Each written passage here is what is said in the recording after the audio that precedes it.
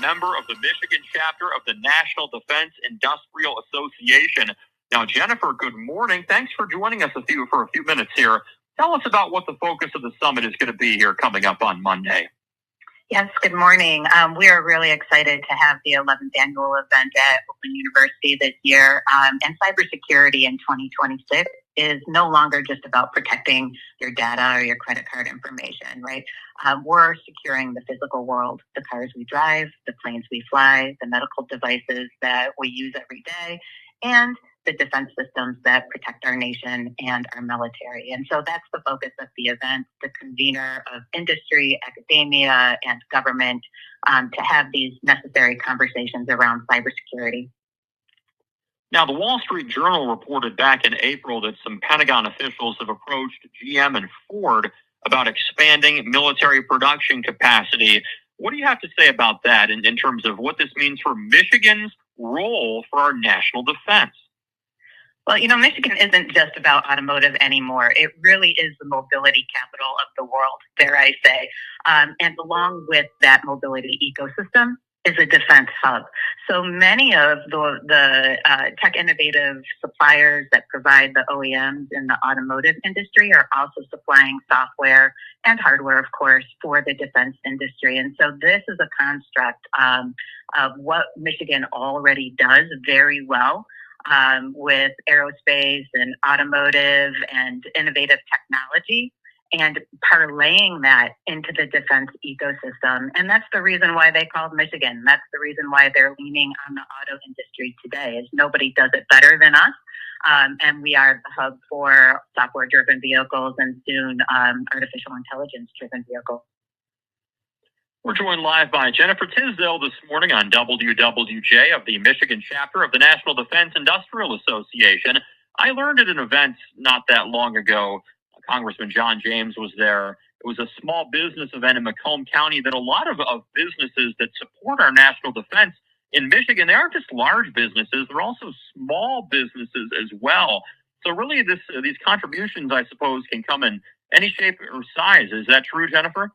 That is 100% true. And in fact, I'd say our small to mid-sized businesses are really the heart of the defense community.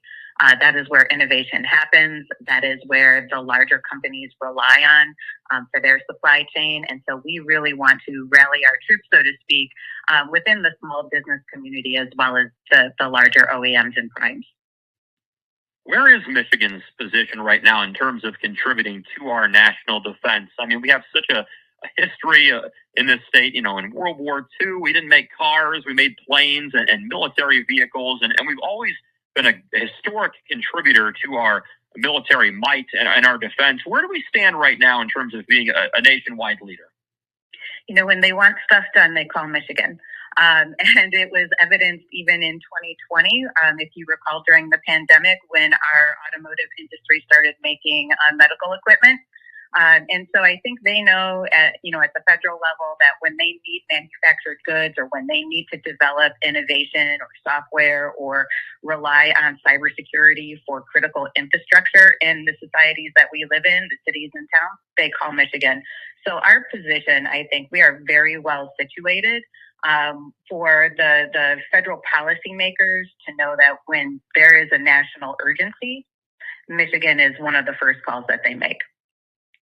And with that, with your role at the Michigan chapter of the National Defense Industrial Association, how does the association help to promote our position as one of those leaders? Well, I have to say that it is all about education and awareness and really reaching out into our stakeholder community. I feel that we don't get enough time and recognition for the defense community here in Michigan. So NDIA has to really drive those conversations ourselves and be the bridge to other industry pockets and to find stakeholders in research and universities to help, build that talent pipeline that we so desperately need. We talk a lot about the brain drain in Michigan where we're losing talent to other states. And NDIA sees our role as a convener of all the stakeholders. Educating our congressional delegates and our state representatives on the importance of the work that we do, the innovation of the technology that we have, how it ties together, not just with a federal initiative, but with our commercial industry, the core of our economy in automotive and now drone technologies that the state is really embracing for advanced air mobility. So NDIA sees ourselves as the convener of those stakeholders to provide education and awareness, and to also do some talent development hand in glove with our university partners to build that talent pipeline and, more importantly, to retain it here in Michigan. Jennifer Tisdale joining us live this morning on WWJ. Thanks for a few minutes. Have a blast on Monday, and we really appreciate your time. Enjoy the rest of the weekend. Yes, thank you for the time.